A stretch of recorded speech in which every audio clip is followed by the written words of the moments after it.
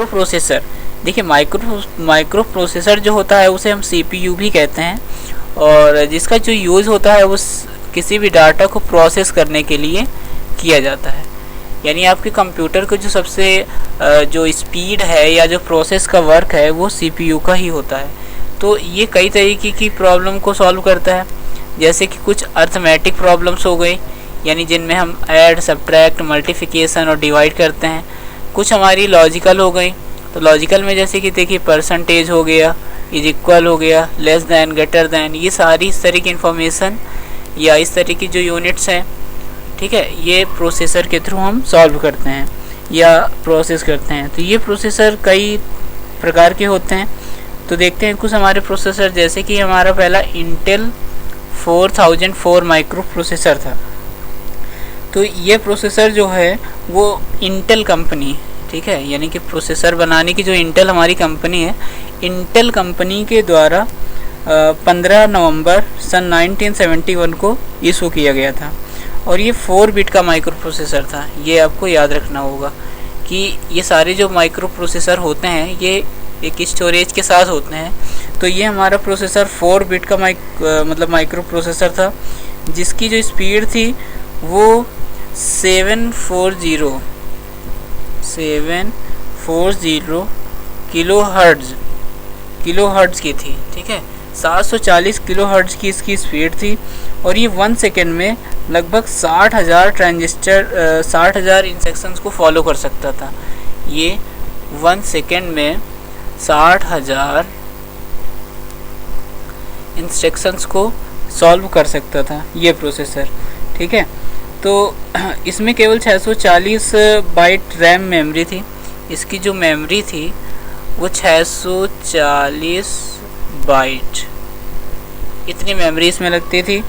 तो इस तरह का हमारा ये पहला प्रोसेसर जो है वो इंटेल 4004 था, ठीक है, जिसमें आपको ये याद रखना है कि आपका तो ये इंटेल 4004 माइक्रो प्रोसेसर है वो कब आया, ठीक। तो ये 15 नवंबर सन 1971 में आया था।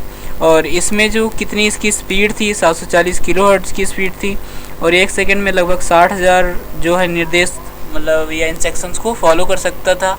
और ये 4 बिट का प्रोसेसर था। इसी के साथ अगले प्रोसेसर में चलते हैं। इसी का अगला जो अपग्रेडेड फॉर्म है वो इंटेल 8008 माइक्रो प्रोसेसर आया, जिसका आविष्कार इंटेल ने 1972 में किया।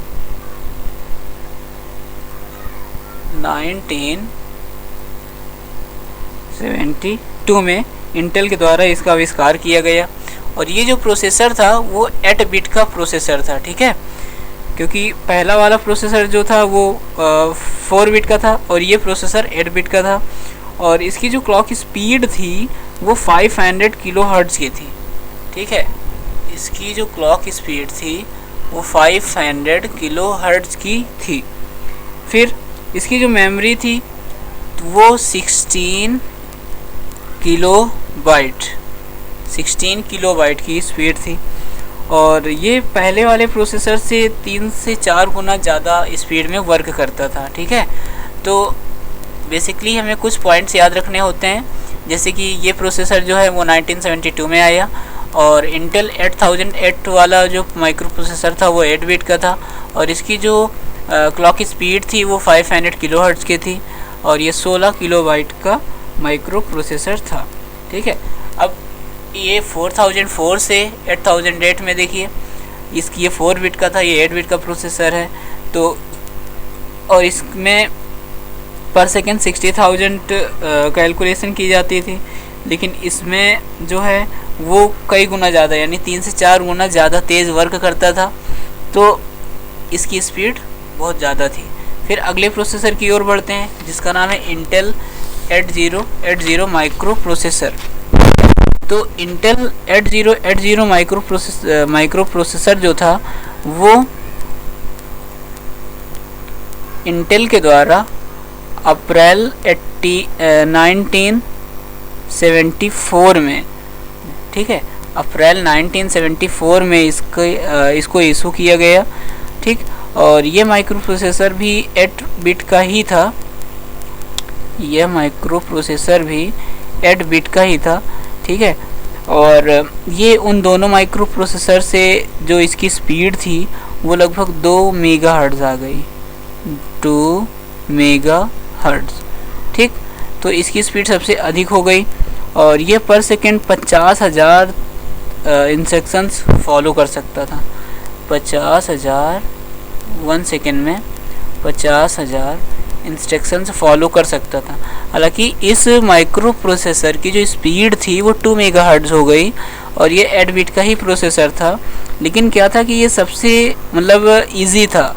ठीक है, इसमें कोई प्रॉब्लम नहीं आती थी और इसमें CPU जैसे कि जो मेमोरी है, मेमोरी की स्टोरेज इसमें सबसे अधिक थी, क्योंकि मेमोरी की जो स्टोरेज है वो इसमें 64 KB की हो गई थी। ठीक है, 64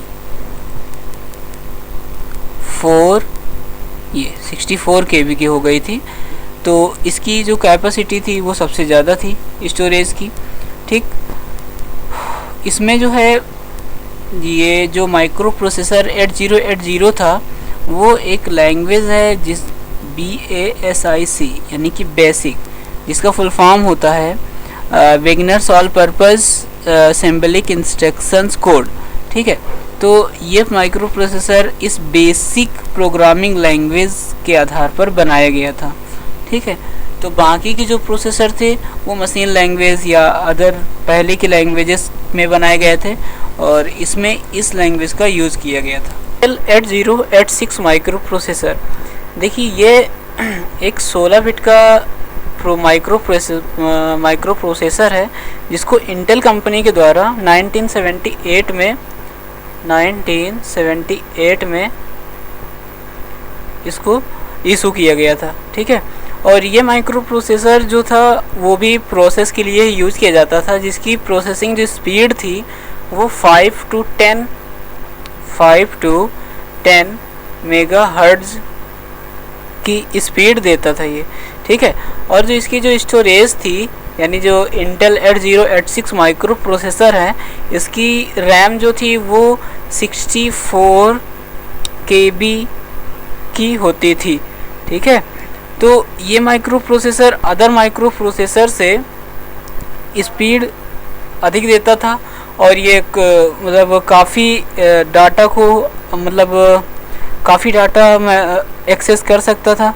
और ये 16 बिट के माइक्रो प्रोसेसर में, जैसे कि हमारे पास इसके बाद की जो माइक्रो प्रोसेसर थे वो 32 बिट के हुए और 128 बिट के हुए। ठीक है, तो ये दोनों जो बिट के प्रोसेसर थे ये इंटेल 8086 माइक्रो प्रोसेसर के पहले वाले प्रोसेसर से थे।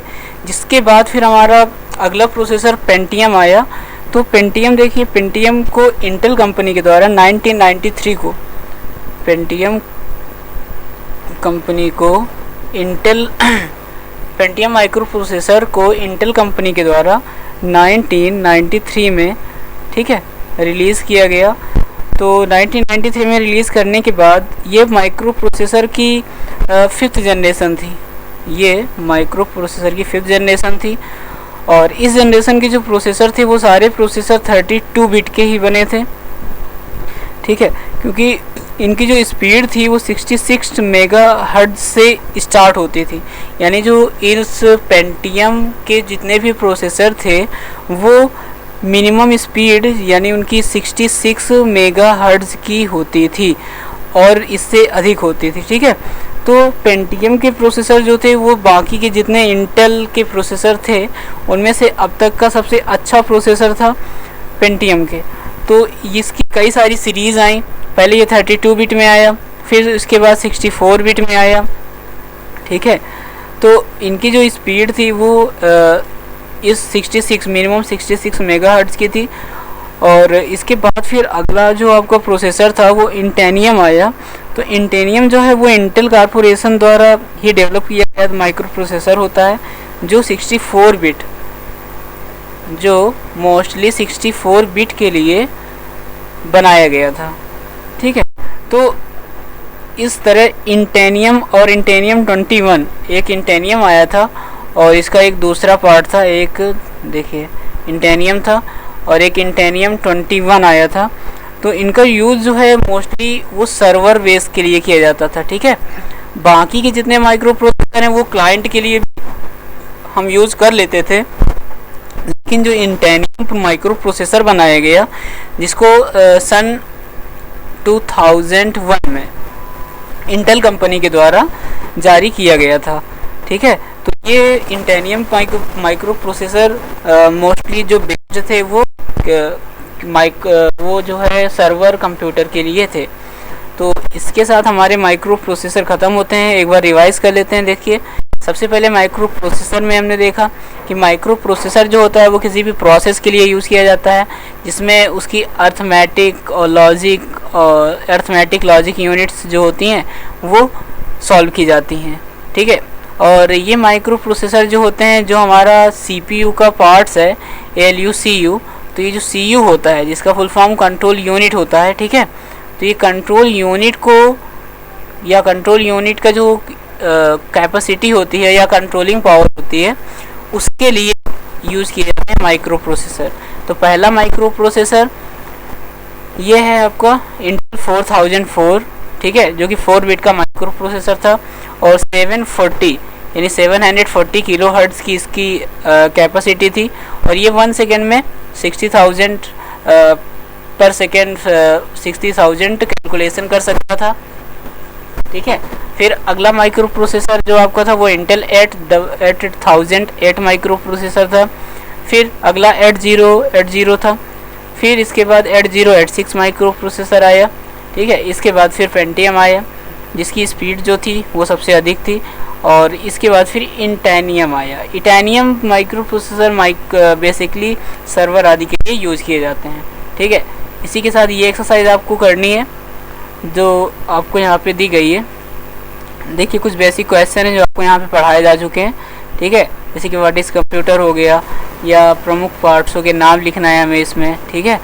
फिर सीपीयू के महत्वपूर्ण भागों के नाम, यानी सीपीयू के भागों के नाम जैसे कि ALU CU MU ये पार्ट्स हो गए। फिर रजिस्टर्स क्या होते हैं, जो रजिस्टर्स लगे होते हैं कंप्यूटर्स माइक्रो प्रोसेसर में या सीपीयू में, रैम में, ठीक है। फिर कंप्यूटर के दो हमें प्रॉपर्टीज़ बतानी है, यानी कि 2 हमें एडवांटेज और 2 लिमिटेशन बतानी है। फिर अगला है कि माइक्रो कंप्यूटर के प्रकार के नाम, जैसे कि हमने आपको पहले बताया था डिजिटल कंप्यूटर के कई प्रकार होते हैं, ठीक है। और उसमें जो माइक्रो कंप्यूटर थे उसके भी लैपटॉप, डेस्कटॉप, ये सारे एग्जांपल्स। फिर एनालॉग कंप्यूटर या हाइब्रिड कंप्यूटर, ठीक है, या सुपर कंप्यूटर। तो ये पूरी एक्सरसाइज आपको करनी है। So thank you.